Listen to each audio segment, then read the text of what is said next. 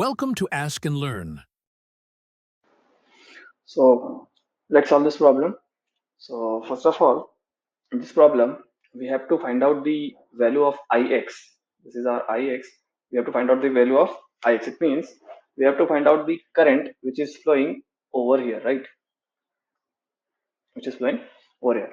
So first of all, let's look at these look at the given data carefully.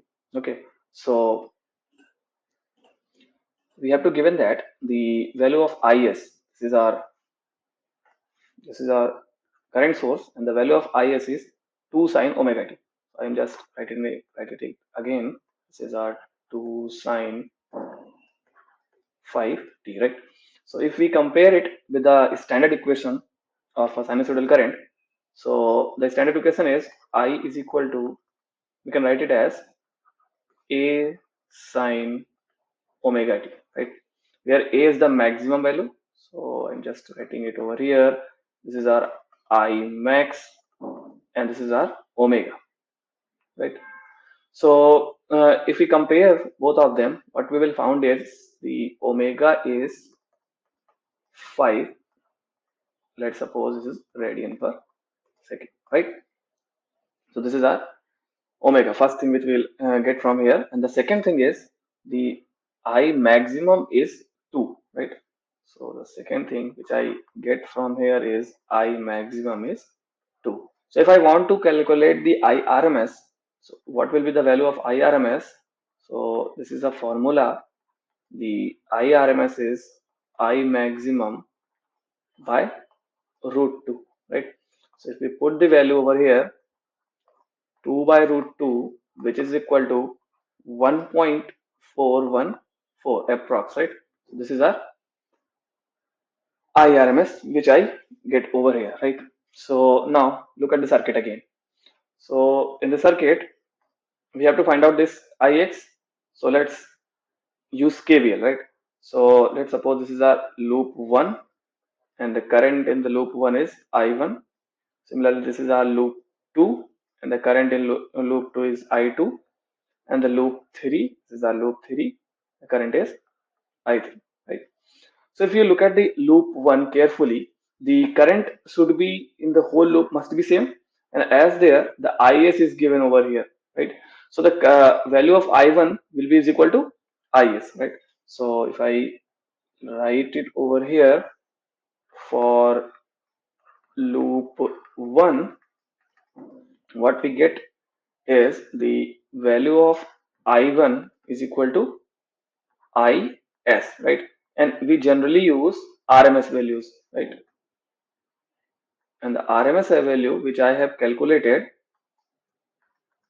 this is our RMS value. So I1 is equal to 1.414 amperes, right? Now moves toward the next loop. So for the loop number second, for loop 2, what we get is just use KVL, right? So I'm just going to use KVL. So let's start our KVL from here. But one more thing before applying KVL, which we should keep in our mind, the inductor. This is our inductance, right? This is not our reactance. We have to convert it into reactance, right? So this is not our XL. This is our L, right? So the value of L is 1 Henry. So first, I am converting it over here. So as we know that the XL is equal to omega into L, right? And omega is 5 radian per second. So just put the value over here. You will get 5 into 1, which is 5 ohm, right? Similarly, this is our capacitance, right? You have to convert into reactance. So that will be XC. The XC is 1 upon omega C. So if we put the value 1 upon 5 into omega is 5 radian per second. 5 into 0.2, so this will become 1 ohm, right? So if in the circuit, this is our 1 ohm, and this is our, sorry, this is our 5 ohm, right? XL is 5. Yeah, so this is our 5 ohm, and this is our 1, right? Now use the KVL for loop 2. So let's suppose I am starting our KVL from here. So what the first term is 2 times of the two currents are there. Let's change the color. This is the I2 going upward and I1 going downward, right? So we have to give the preference for I2 because we are in loop 2. So what will the first term is 2 times of I2 minus I1, right? So just write it over here, 2 times of I2 minus I1. Okay.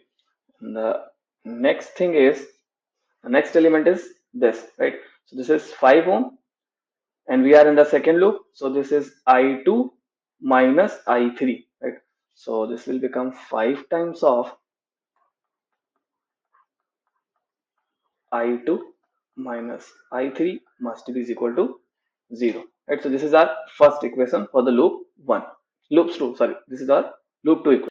So let's just simplify this equation. So what you will get is, if you simplify, you will get 2 times of I2 minus 2 times of I1 plus 5 times of I2 minus 5 times of I3 is equal to 0.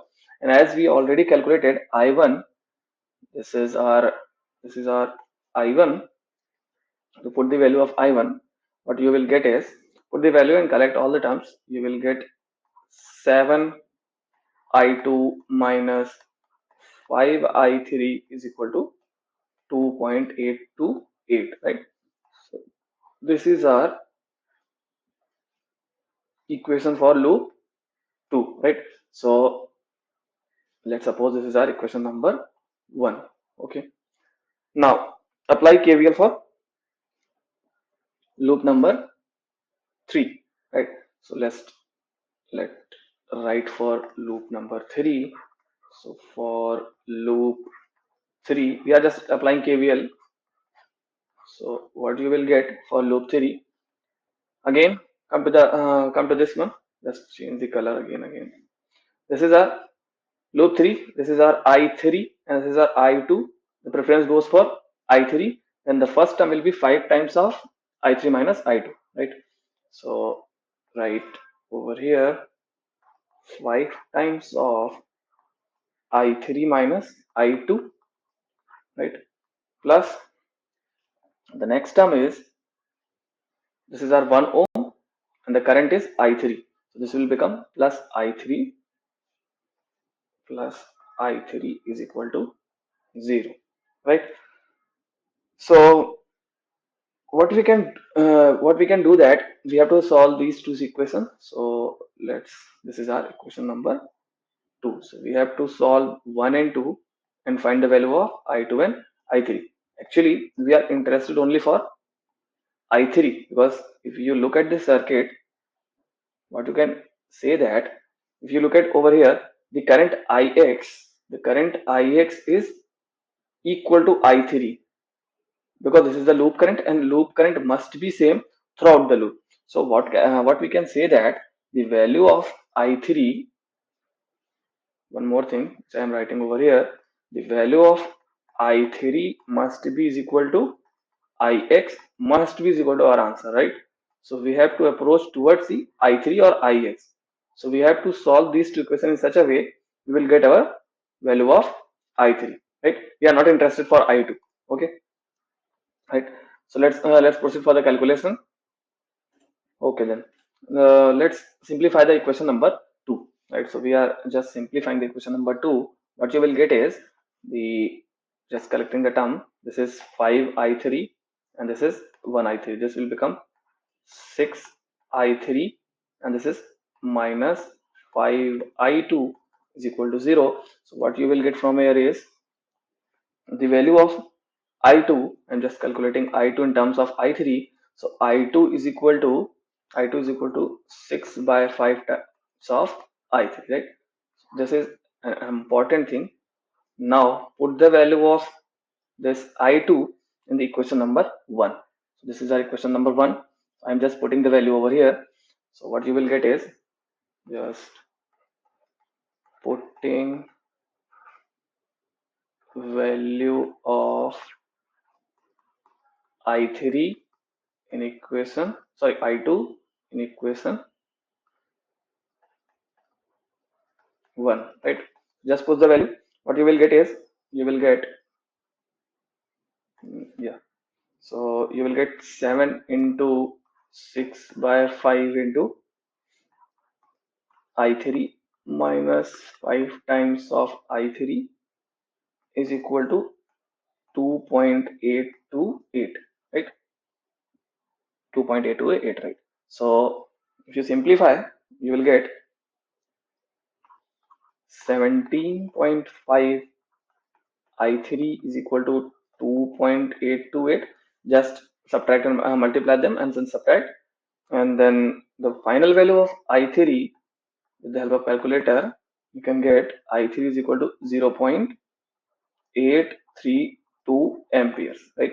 So as I already says that, if you are going again over here, where it is, yeah, this point, if you look at this point, the value of I3 is Ix, which is our answer. So we get the value of I3, right? So I3 is equal to Ix is equal to 0.832 ampere, right? This is our final answer, right? So that's it. Thank you.